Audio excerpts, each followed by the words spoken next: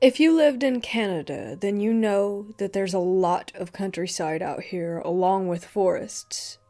Most of the abandoned buildings you might come across are found there. I was 16 when this happened. I grew up mostly in the rougher part of the capital. Yes, even Ottawa has its tough spots, and one is known as Vanier. While it's no Detroit, it's still where most of the poor, along with other drug addicts and homeless, live and stay. I've been through plenty of stuff that a lot of people would say is scary, but this is something that still to this day, at 21 years of age, does not sit well with me. I was with my buddies at a warehouse of sorts. It was pretty deep in the forest. We were drinking and talking when one of my friends brought up the old story of a haunted farm near that spot. He went on about how the guy who got him in brought him there to scare the crap out of him. I want to add that when they went, he did confirm that his friend was the one who was messing with him, but he still said that something was off about it, so we started making jokes. And then I made a joke that got him really serious. I think I said something along the lines of, "There's a ghost in there with Betty White making a porno." He then looks me in the eyes and tells me, "No, something is messed up in there. I don't care what, but I felt it." Me being the jerk that I am, I joked about how he was being a wuss and that the only things you really have to fear is fear itself. He then convinced me to go to this haunted barn.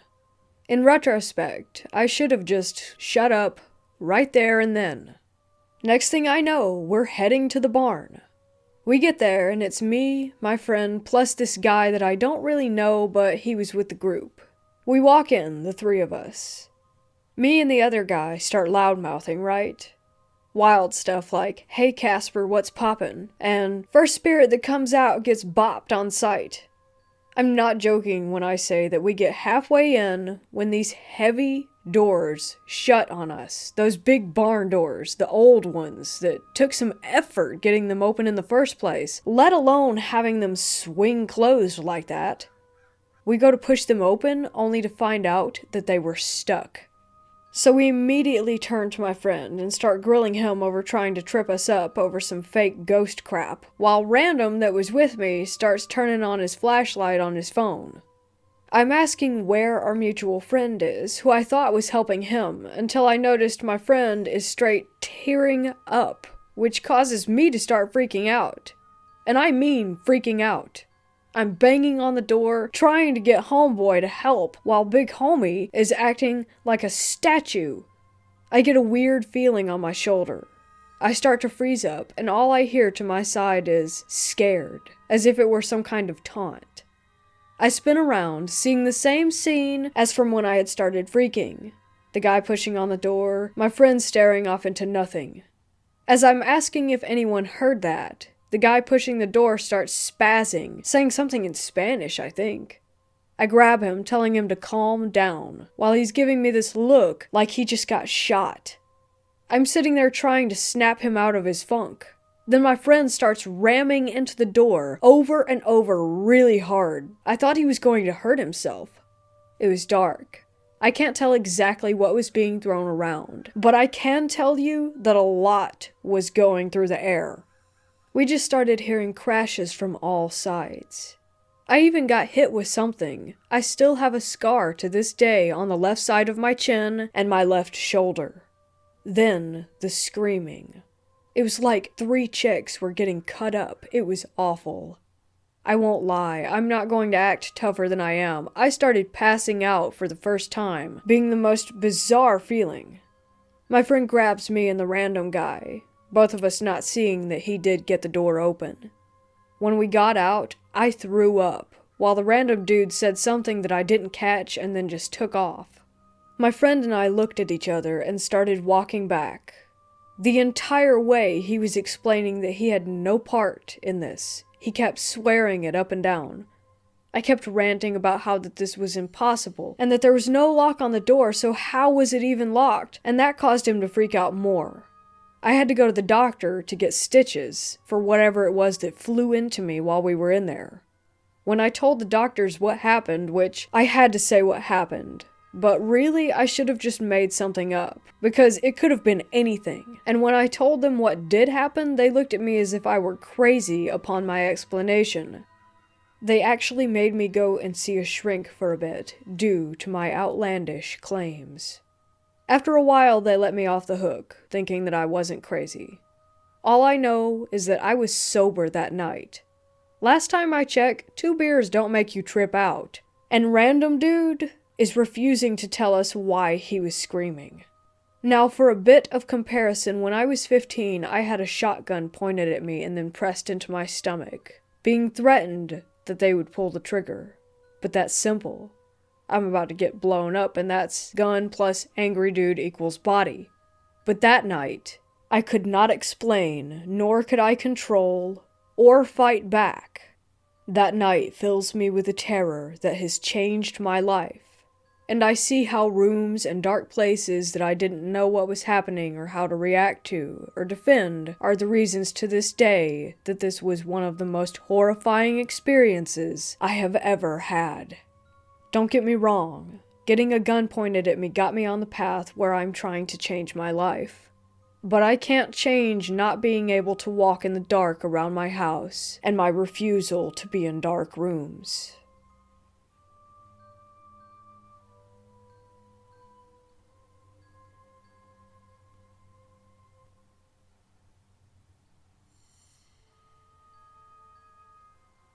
When I was a child, my family often spent the weekends or the holidays at my grandmother's house.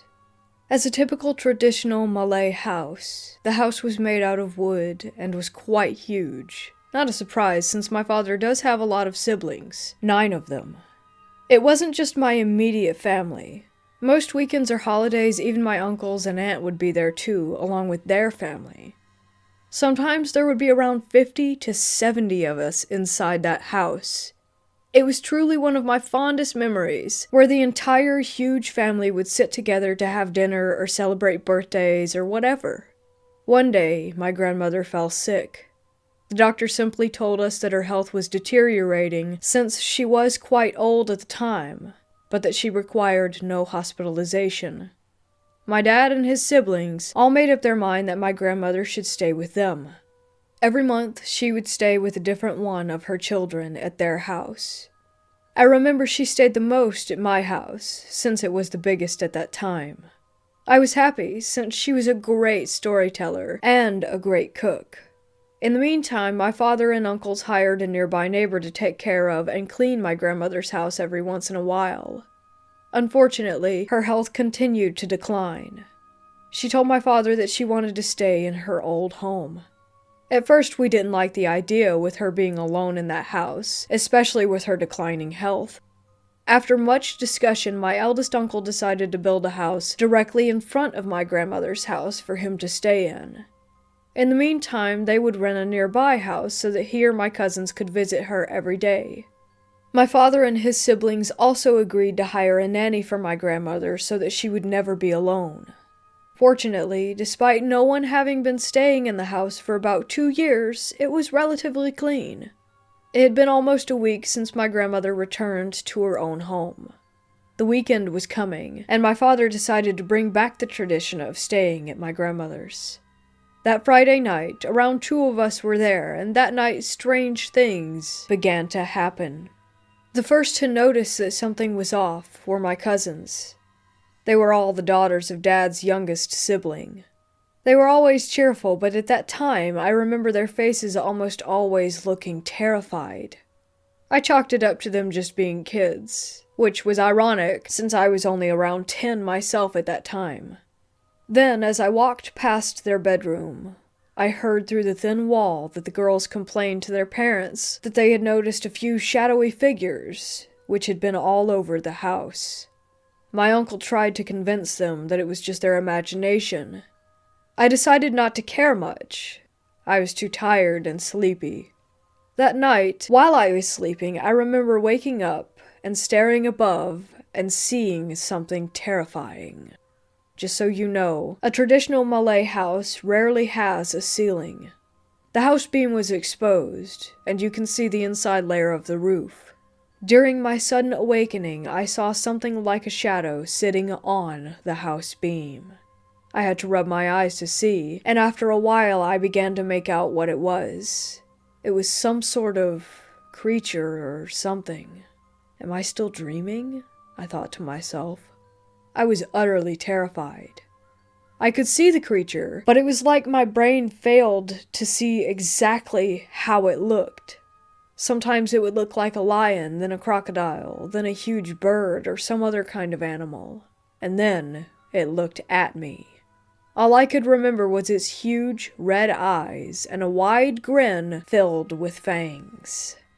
I tried to scream, but my voice stuck in my throat, and my body felt stiff as if I were paralyzed. All I could do was slowly pull up the blanket and hide my body underneath it, and force myself to go back to sleep, hoping that it was a nightmare. The next day, as I sat alone at the stairs trying to get rid of the memories of what happened, from the corner of my eyes I could sense that someone or something had been peeking out from the toilet area looking at the living room. It appeared to be a child, or was the size of a child, with pale, gray skin. Another time I was sitting in a chair in the living room. At first I thought it was just my imagination, but it happened throughout the day and the night. That same child. Then I heard my aunts talking with each other. It turns out that I wasn't the only one who had noticed it. The entire family had seen it too.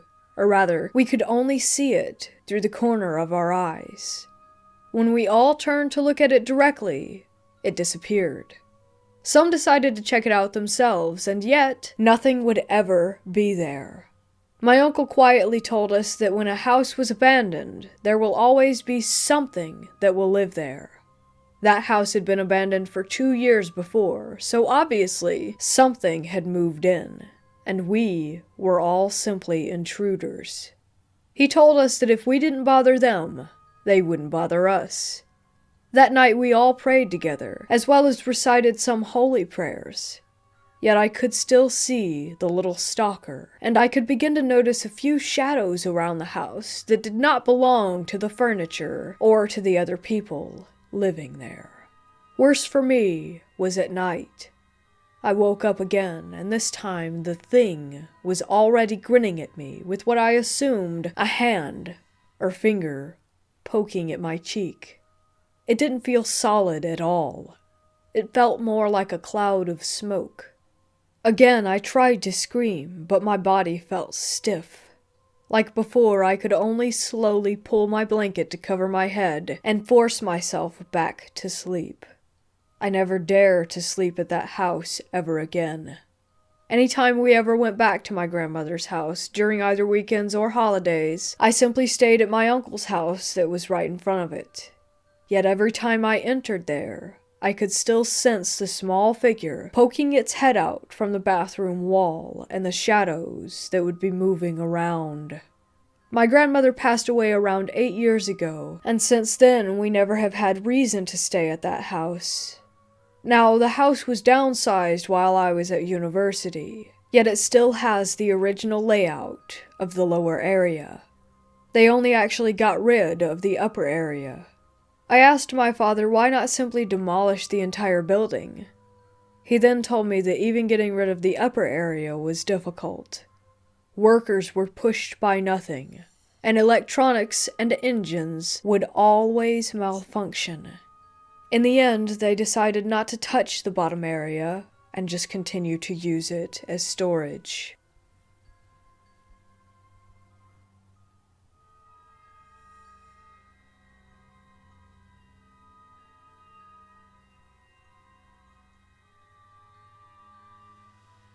My first visit to this hospital was in 2018. After searching for the address for a while, I came across one that looked accurate enough and went on my way to that lost place with a friend of mine. We arrived, astonished by the size of the complex. I didn't do a lot of research before that. I just knew that it used to be a hospital and was built during World War II, and by the address, it seemed legit. On our way down from the parking lot to the lost place, our excitement was growing. but so was our anxiety for reasons that we just couldn't ascertain. We make our way onto the complex at the part where the main entrance was before, and the air felt really dense. My friend felt the same way, but we brushed it off as just being a bit nervous, just ourselves, and we started to walk past some buildings at the entrance, completely focused and being amazed. At some point, my pulse must have slowed down due to me being focused on trying to take in everything I was seeing, because I noticed that it increased in speed when we reached the buildings where I suspected that the patients would have been. It felt like there was strong electricity in the air that made me feel even more uneasy. That's when we heard a door slam behind us at one of the buildings. We, of course, completely froze. The sound came from a building that was pretty far away from us, and that sound was very loud. There was no wind at all that could have caused the heavy doors to slam like that. The trees weren't moving, nor did we hear anything else. Just one door that decided to slam shut on its own. We nervously chuckled and decided to move closer to the exit. I asked my friend if I should record this visit on my phone, and she agreed.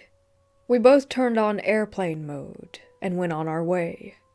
Whether it was due to our anxiety, or us being too alert, or something actually being there, we would turn around or stop walking at the same time, asking the other if we had heard that sound. Sometimes the sounds behind us resembled soft footsteps. Other times, we would hear silent whispers that we couldn't quite make out.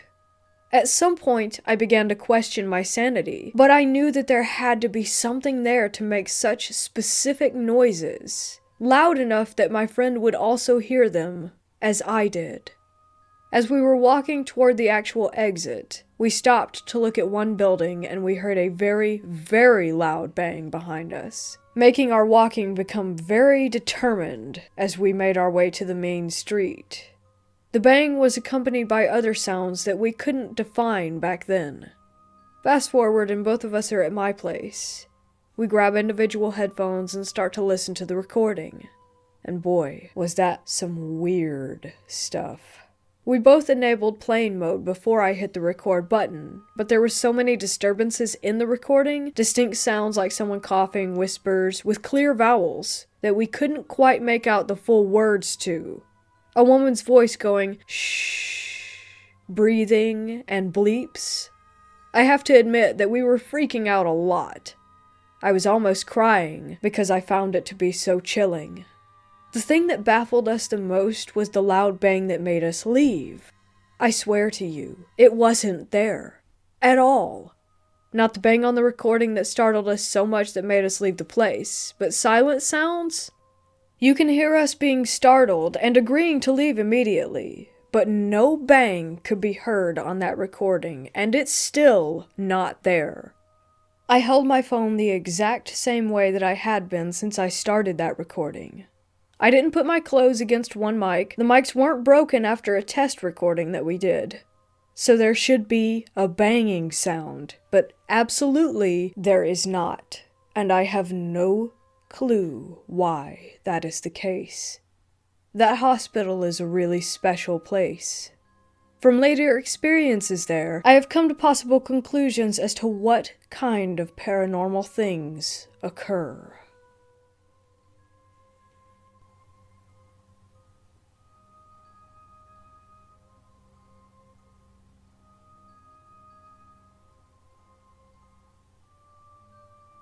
I was in Pennsylvania exploring an abandoned mill/factory that had been built in the 1800s, at dusk. I was standing on a pile of limestone cinder blocks surrounded by tall grass and brush, with a tree line about an acre away, just after the sun had set while my friends were inside still. As I was climbing down, I heard a low, guttural growl. Not like a dog's growl. Or any type of animal, for that matter. It was deep. It had much more bass to it. It was very disturbing and not like anything I have ever heard before. It sounded as if it were very close, but I didn't hear any brush moving. It freaked me out. and I booked it to my friend's house in the dark.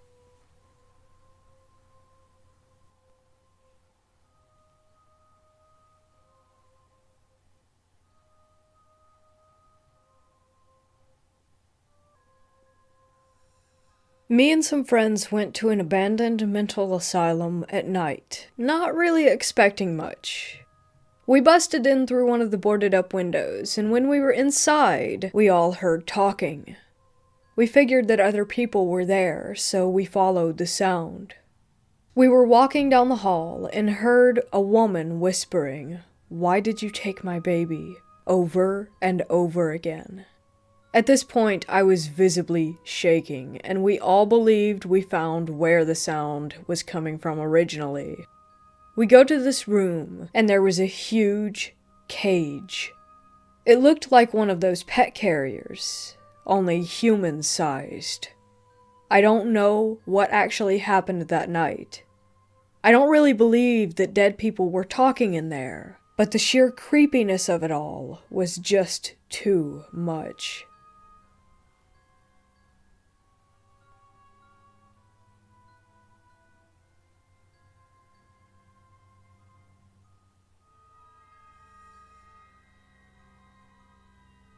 So I found this old, abandoned, broken-down house in the woods close to where I live. I've only lived here about a year. I was alone walking around it, trying to see if I could have a peek inside. While I was walking around and whatnot, I felt a bit scared, but I pressed on. I found a way in, but it smelled so much of mold that I just decided not to bother. Anyway, the point of the story. When I was about to leave, I felt this sensation of sadness wash over me. I stopped and turned around and looked at an open window of the house from about 10 meters away, and I swear that there was a woman who stood there being in pain from the state of her house. I stared and was almost about to cry for a few moments as I walked away, but then I stopped and looked back again. I almost felt drawn to the house, not wanting to leave. But as soon as I got away from it and was walking back home through the forest, the feeling of sadness left. On a side note, the day before I had walked through a part of the forest where a lot of trees had been cut down and a lot of branches and bark were scattered all over the ground. There I also felt such sadness, as if the trees themselves were crying. As I'm writing this, I realize that I sound kind of insane, but I have never really felt this way before, and I feel normal like one day later, like today.